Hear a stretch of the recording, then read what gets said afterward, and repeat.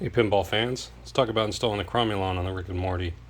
You'll have the Cromulon already attached to the ramp protector and bulb installed on the back, just like that. We'll have a 4-pin connector just like all the other bulbs in the Rick and Morty game. And you're going to use this wiring harness that came with it. The long end is what goes to the actual Cromulon head, and this little jumper end is what ties into whichever light you're going to feed the Cromulon off of. You can choose which light you want to use. Most often I would suggest probably this light right here, but any GI bulb or any feature bulb in the game will work that you can reach, and it will just light up the Cromulon head to match whatever's going on with that bulb at the time. So the easiest way, I think, to run the wire for the Cromulon head is to bring it up through the bottom of the playfield.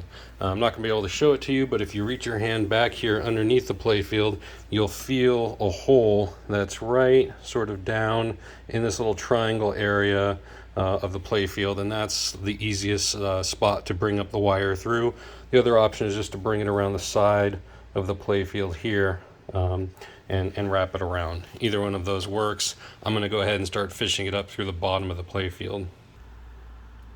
Once you get it fished up enough under the plastic here, you can use some tweezers, or I like using forceps, and you'll be able to grab it and pull it through the plastic there. I was able to fish it right up through the plastic, and then you can use your hand to manipulate it and pull it around and over and behind the Cromulon.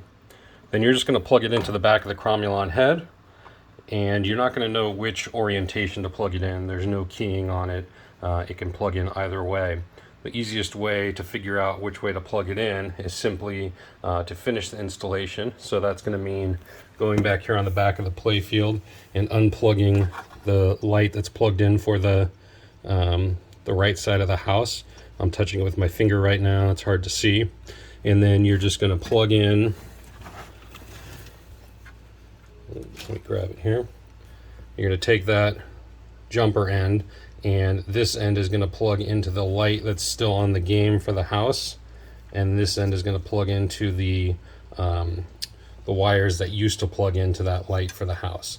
So basically you're using a little jumper, a little pass-through here to split the light between the house and the Cromulon.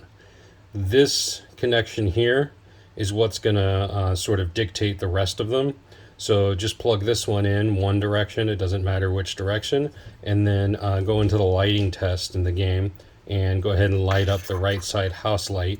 And then when you plug in the one to the house and the one to the Cromulon, you just want it to match what's going on with the house light. So it should cycle between RG, B, and W, and as long as the Cromulon and the house light both light up the same at the same time, then you're good to go.